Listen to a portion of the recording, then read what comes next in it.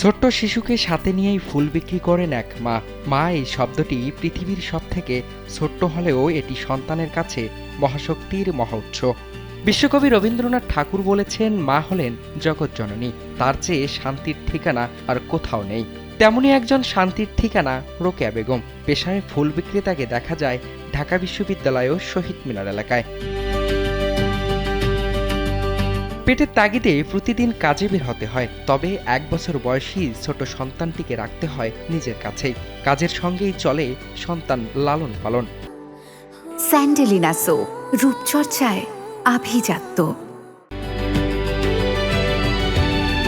এভাবেই মাটিমাখা শরীর নিয়ে পাশেই বসে থাকে শিশুটি। কখনো কান্না করলে খাবার দিয়ে শান্ত করার চেষ্টা করেন। রোদ, বৃষ্টি, ক্ষুধা সবকিছুতেই তারা অভ্যস্ত, কারণ তারা জানে মা নামের বটবৃক্ষ যে তার পাশেই আছেন। বাচ্চাদেরকে মনে করেন রাহার মতো কেউ নাই। আর মনে করেন পড়াশোনা বলতেছেন, পড়াশোনা কেমনে করামো, আমরা তো সারা জীবনে যে এদিকেই থাই। মনে করেন অবস্থানে থাকলে মনে করেন বাচ্চারা পড়াশোনা করানো যেত। আমাদের তো মনে করেন এই পজিশন নাই। আমার ছেলে মেয়েরে ফুল বিক্রি করাবো না, এখন তো মনে করেন শুরু দিকে ব্যস্ত আছে। আসলে মা মানে ব্যস্ততার মধ্যেও সন্তানের প্রতি দায়িত্ব। একজন সন্তানের কাছেও মা মানে আস্থা।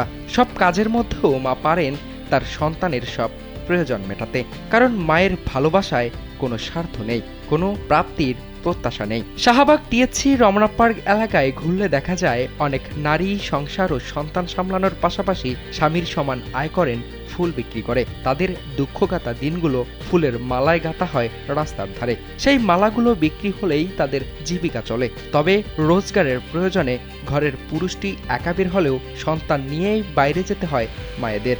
মায়ের কাজ দেখতে দেখতে অনেক সময় সেই সন্তানটিও কাজ শিখে ফেলে। ওই পোলাপনের লেখাপড়া করতে পারি না, নাতিকে ওইটুকু ডাক্তার ভালো ডাক্তার মুখে দেখাইতাই না। ওখানে মনে করেন চকলেট বেচে, ফুল বেচে আমার সাথে থাকে। 2 নাতি থাকে আমার সাথে, এক মেয়ে থাকে, ওইটাও আমার প্রতিবন্ধী।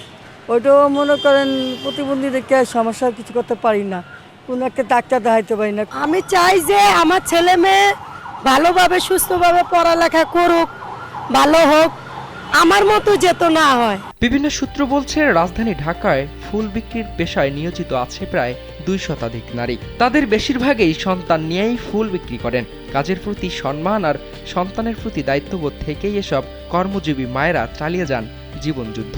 আব্রাহাম লিঙ্কন বলেছিলেন, যার মা আছে সে কখনোই গরিব না।